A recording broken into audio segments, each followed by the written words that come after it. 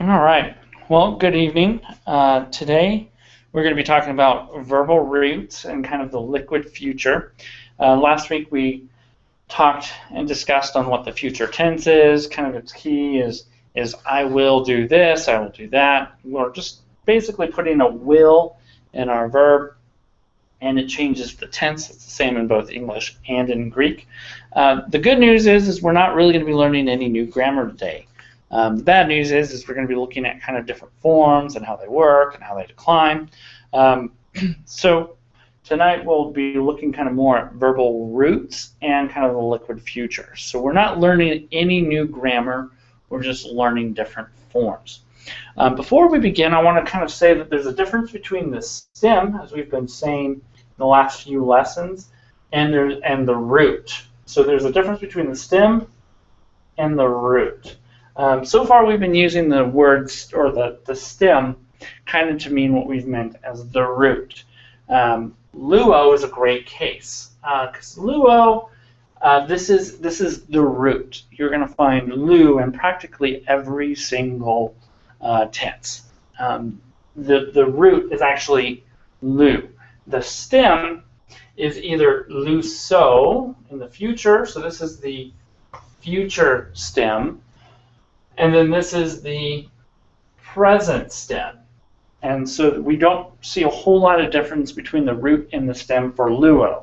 For balo, though,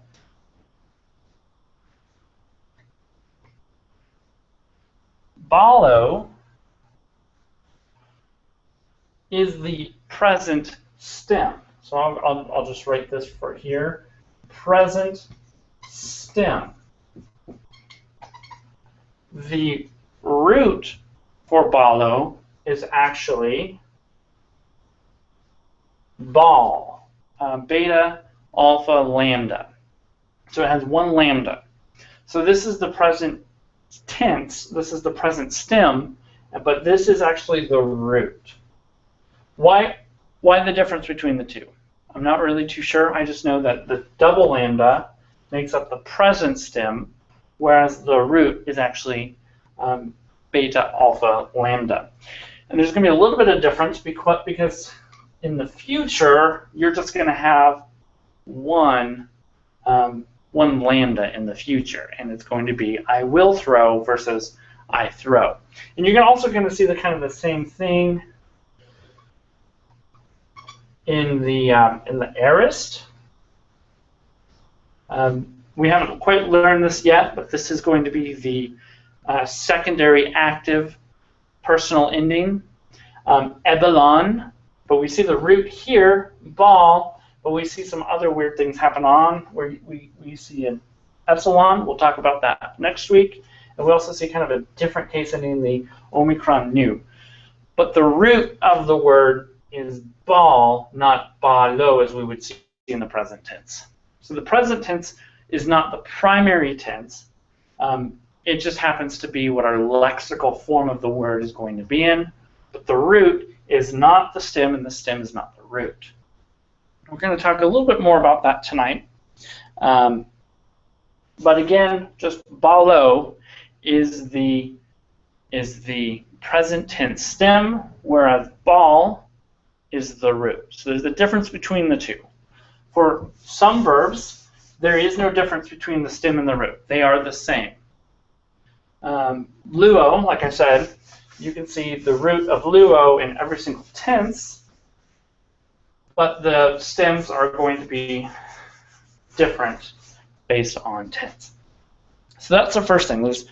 When we're looking at the difference between the stem and the root, there's going to be three different patterns or three different categories that verbs are going to fall under with the root. So the first one, we're just going to write root does not change. This will make more sense once we get into this third one. Does not change in different tenses.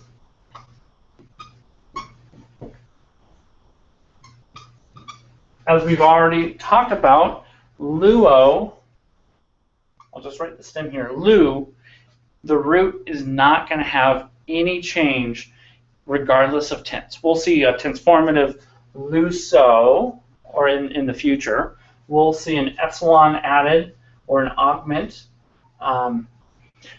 in the aorist, or even in the imperfect, and we'll see a reduplication in the perfect tense. But we can still see that the root, lu, is unchanged in any tense, as we're just going to be doing different things to get there. So that's the first one. The second one is that there is slight change in the root based on tense. Slight root change based on tense.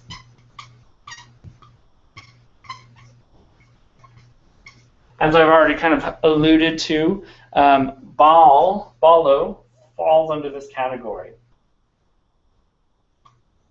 So we have the stem ball, but there's going to be some changes to the root based on the tense stem. So ballo is I throw versus ballo, I will throw. So there's a difference between the two, and you can see that one has two lambdas, one doesn't. And that's because there's slight change to the root. We're having an additional lambda added to the root only in the present tense.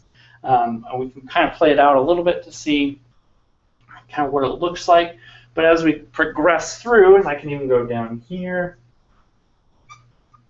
So ebelon, there is no change to the root. We still see that beta, alpha, lambda here, as we see as the root. There's just some slight change here. There's some other words that fall into this category, so we could go lambano. Again, we would see in the future tense that this would still be lambano. In the aorist tense, it would be elabon, I believe. Elabon. So we can see that there is some change of the root, which is lamban. And so there's some change, some slight change. We can still see that the word is the same. In the third category, this one's going to get you the most tripped up because it's going to be so different. This one is there's a completely different root in different tenses.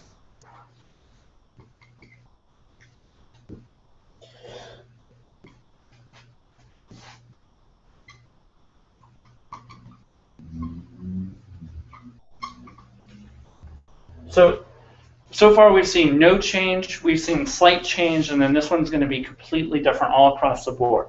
So a great example is going to be erhomai. It's safe to say that any deponent word that you find is going to have a different root in any tense. So erhomai in the future is going to become, the root anyway, is going to become eluth. The root over here is going to be eric. So we have epsilon rho he as the root. Over here we have epsilon lambda upsilon theta as the root. Now, there's no explanation why it goes from erhomai to. There's absolutely no explanation, so we have no idea. But in the future, it's going to look something more like elusamai.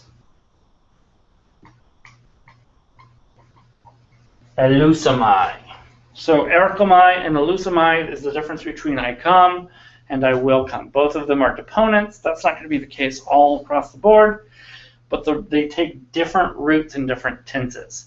And then in the aorist, it's a completely different tense or different root even still. Aelphon. and then it's going to be Aelf in the aorist. So Ericomai has different roots.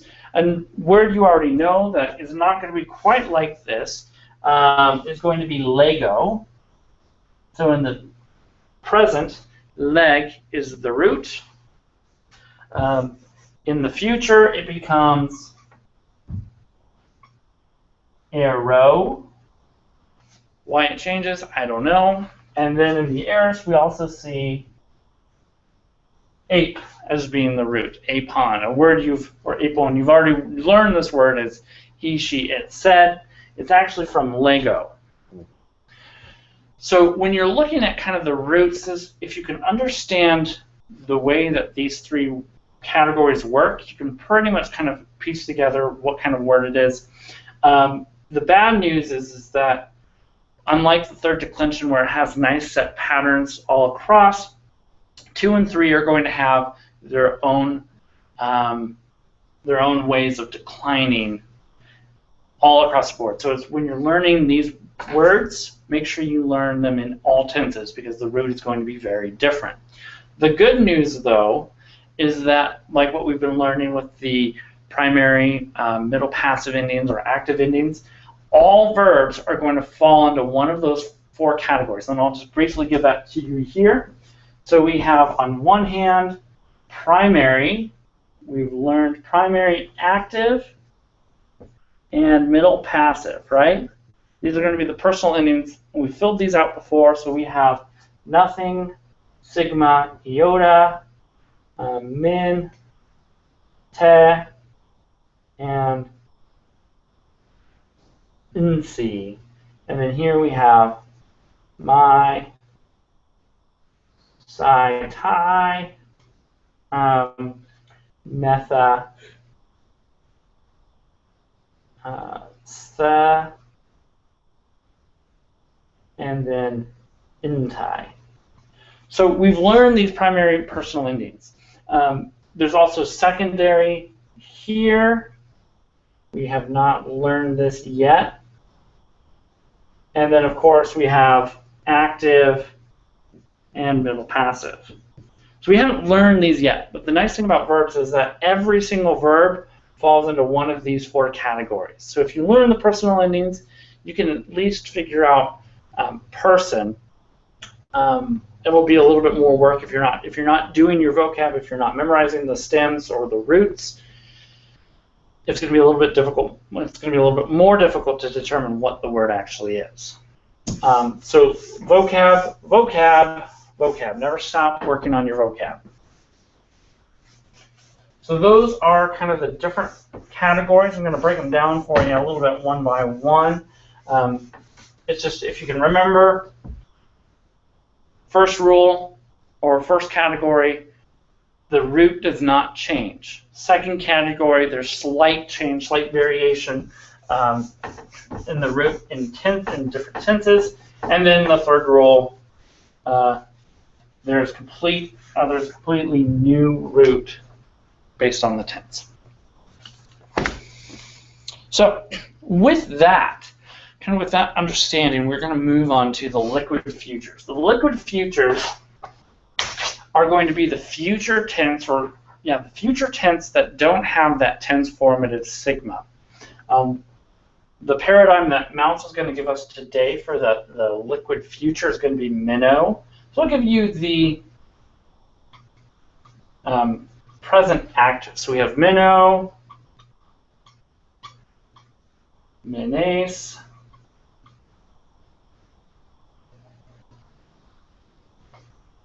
mene,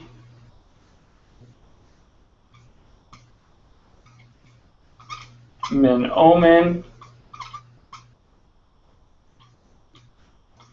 minita, and then min usen. So this is the present active indicative. So this one really means I remain or I live. I remain, I live. And so then we can just put on this paradigm what we've known. I remain, you remain, he, she, it remains, we remain, y'all remain, they remain. So that's kind of the paradigm there.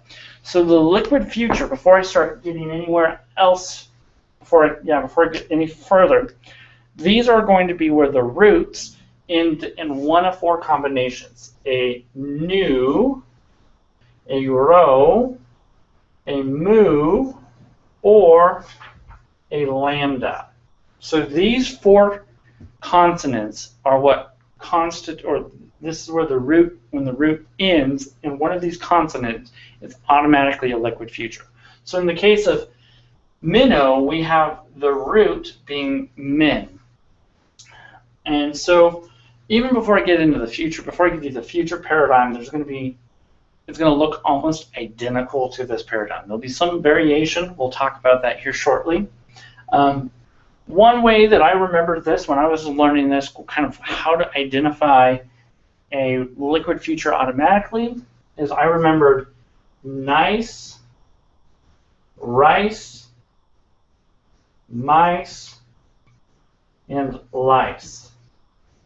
So these four, if you can remember that, if you can just remember nice, rice, mice, lice, remember that those correlate with the liquid future. That will be one way of identifying the liquid future. And again, know that the root may be different based on the tense. So the liquid future uses a different tense formative than the sigma, as we've seen last week. It actually uses the tense formative epsilon sigma. And so there's a difference between the two. And we're going to talk about that here shortly. So, let me kind of show you, break it down for you what's kind of happening here. So, in the future, we're going to have a slightly different root. We're going to have the same root, but with a different tense formative. So, menomen this is the present active indicative, first person plural. We're going to bring out our root men plus our tense formative s plus the connecting vowel omicron, and then plus the personal ending men. So what we learned last week is that when a sigma is between two vowels, the sigma gets cut out. It just drops out. So now what we're left with, let me just kind of break it down for you here.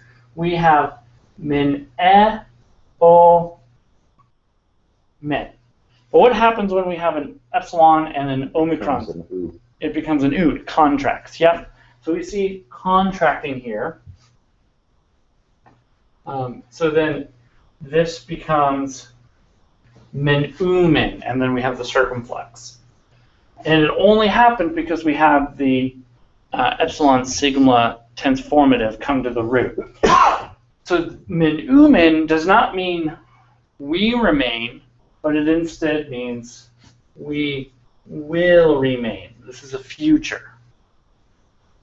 Again, no new grammar. We're just learning different form, different function. So menumen is we will remain. So let's go ahead and write up the paradigm for you. So you can see the difference. Minnow, min, ace,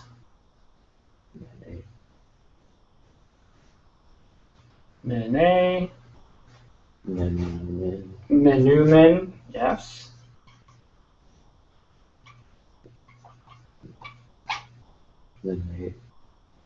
You want to talk about how menete becomes menete? Let's break it out again. So as we've seen that there's some contraction happening in menumen, we have min as the root plus the tense formative epsilon sigma plus the connecting vowel. In this case, it's epsilon, and then plus the personal ending, which is te. Now, so is the omicron between the upsilon and the epsilons that drop out then? In this one here? Yeah. No, there's no omicron in this. The connecting vowel is epsilon in the second person plural. Okay.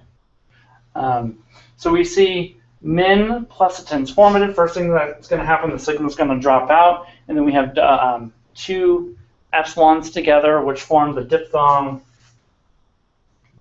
a, mineta, versus menita. So it wouldn't even elongate to an eta?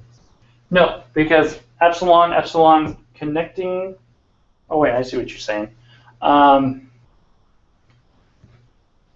think it has to do with the tense formative, but it becomes a. Actually, no, epsilon does become a in the contracted rules.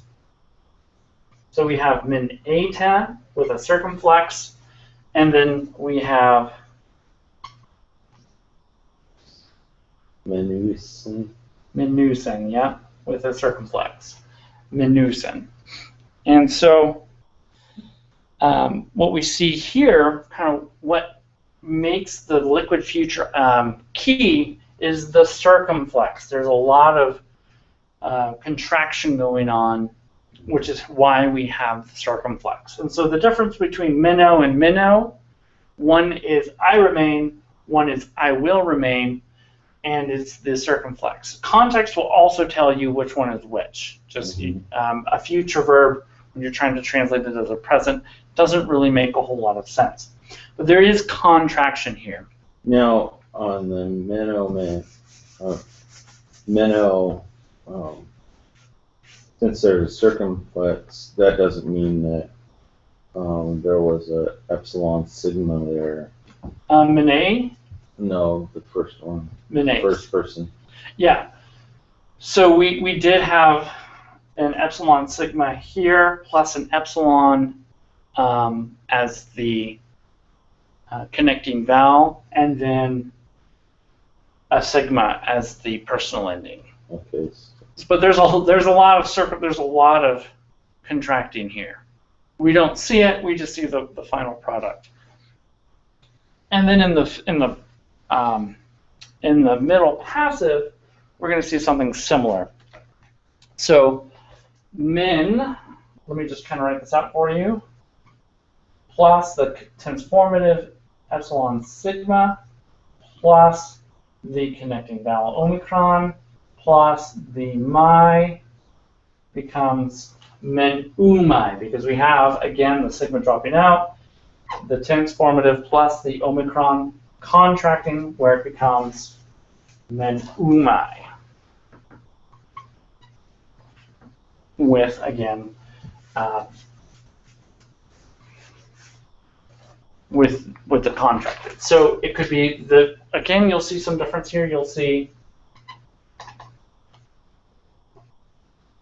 min omai versus min umai. That's the difference between the present passive indicative, or sorry, present middle passive indicative versus the future passive indicative. One is I am remaining, or I am remained, something like that, or I'm lived, versus I will be remaining, or I will be abiding. So that's kind of the difference between the two. So it's very important to know. We could do the whole paradigm if you wanted, but the liquid future will typically have a circumflex, whereas the present tense will not. Mm-hmm. And that's not, I'm excluding the contract verbs. Contract verbs aren't necessarily going to fall into the liquid future because the stem undergoes a little change. Or sorry, the root undergoes a little change based on the tense stem. So this is going to be kind of its own category. So again, the circumflex and the mice, nice, rice, lice are keys to identifying the liquid futures. Or I should say liquid verbs, because these are also going to be liquid aorists. They're going to do their own things in the aorist. The good news is that these are the exception, not the norm, but we still need to learn kind of how they're going to work. and again, that they're going to fall into one of the 4 categories of the primary personal ending. So it'll be primary or secondary, active or middle passive, but it'll be one of those 4 categories. We'll talk more about that later, so we can kind of recognize it later.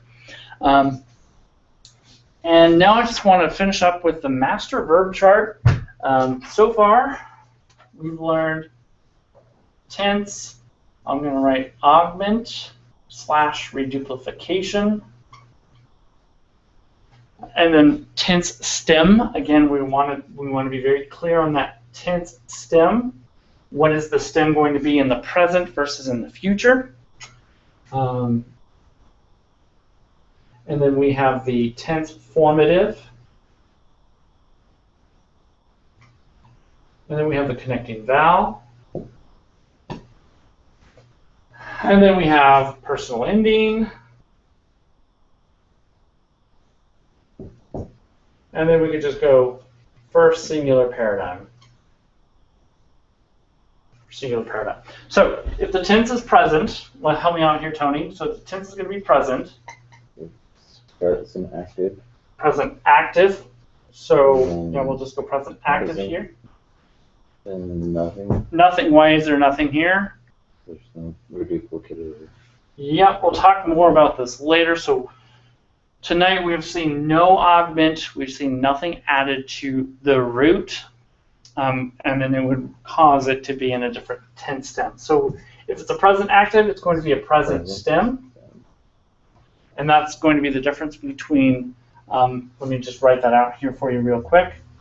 Balo, future, and balo, present.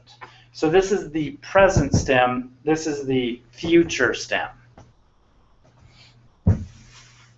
So tense stem is going to be present. Tense formative is going to be blank.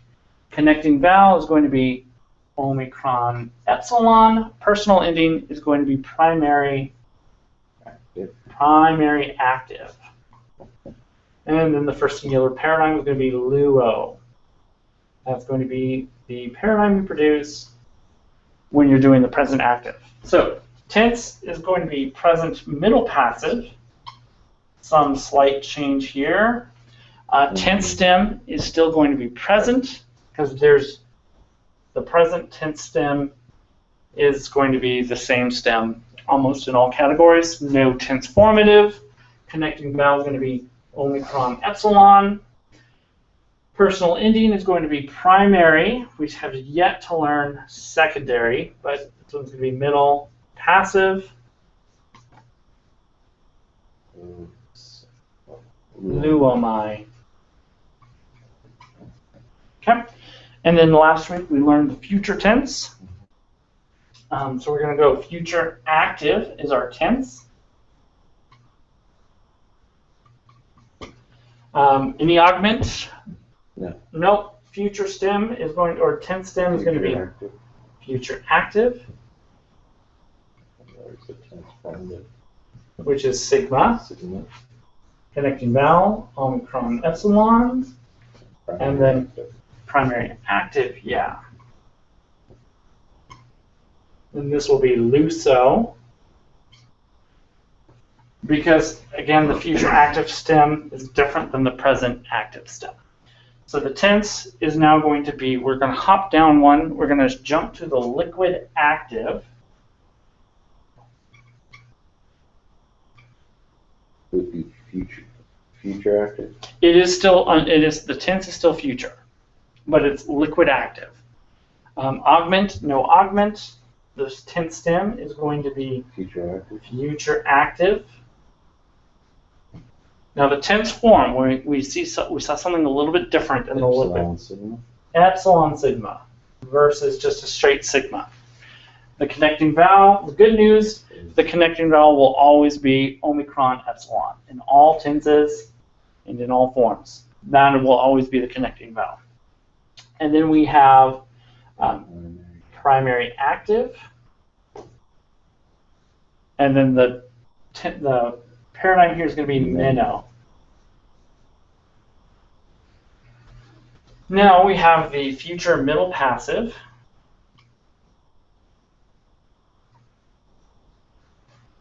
No augment. Future active. Future active. And or sigma. Just a sigma.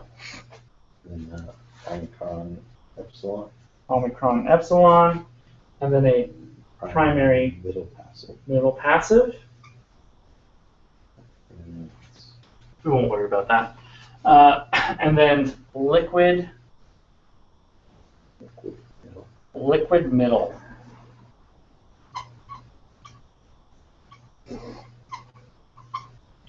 No augment. Tense stem is going to be future active. Epsilon sigma. Epsilon sigma. Omicron epsilon. And primary middle passive. So this is the master verb chart that we've learned so far. You can see that after each tense we've learned, we've added a little bit more to it, but we can begin to see some patterns starting to happen. The tense or the master verb chart really just tells you at a 50,000-foot view what's happening in that tense, so you can be able to kind of pick it apart, learn from it. But next week we're going to get into the imperfect tense and why that's important.